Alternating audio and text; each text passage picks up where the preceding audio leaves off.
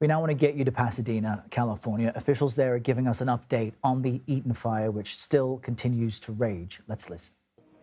Here in Los Angeles County, as it specifically relates to the fire.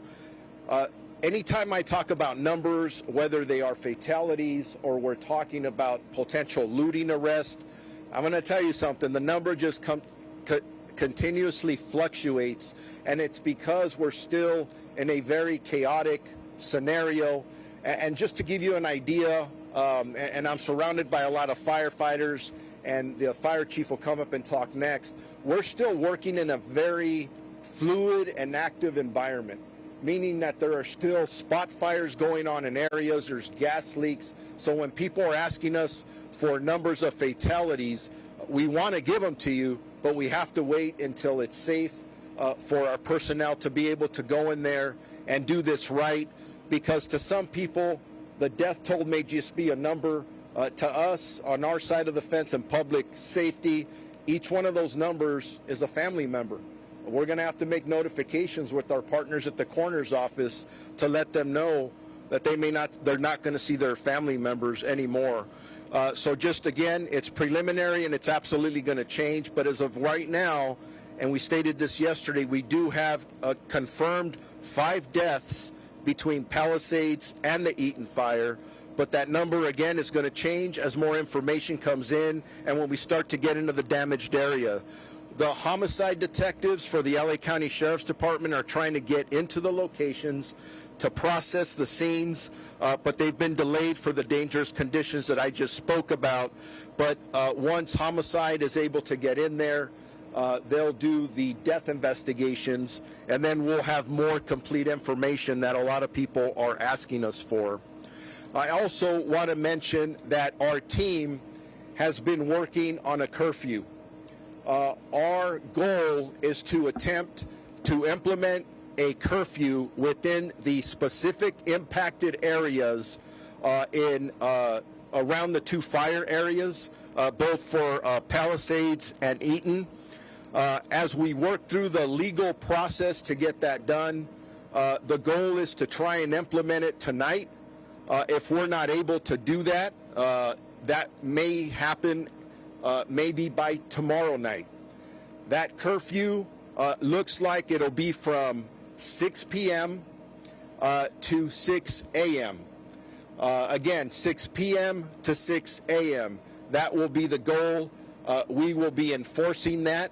I think if most of you heard our press conference earlier today, we had a number of looting arrests throughout the entire county region.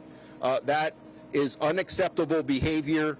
Having additional resources, having the National Guard with us, which will augment those resources, will help send a stronger message, keep people out of the impacted areas so we don't continuously victimize the people who have already been victimized, who have lost their homes. So we'll continue to work on the evacuation orders. As soon as we can, we'll give you more specific information, because a big legal part of that is that we have to notify our community of what it is and how that works. And just to wrap up for us, we have increased resources for our burglary and looting suppression. Unfortunately, there have been crimes out there that have been reported to us by residents who have evacuated their homes.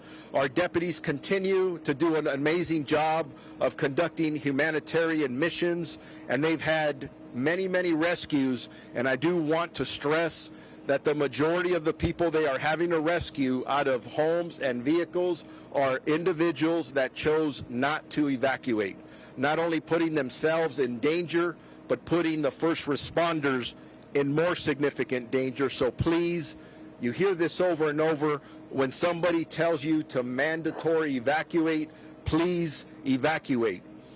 Preliminarily, I know we're talking about 20 arrests. Preliminarily, we have about 12 arrests related to looting. And again, that number hasn't been confirmed. We're checking that.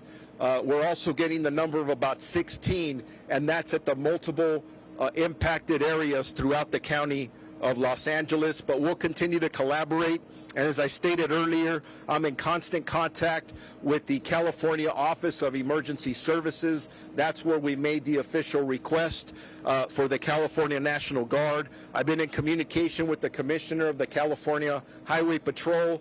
He's offered his assistance, and we've deployed with his partnership or collaboration multiple CHP officers for traffic control around the area. My last item is this. If you have any questions about current evacuation orders or warnings or the many street closures that we have here in Los Angeles County, please visit lacounty.gov/emergency for updated information.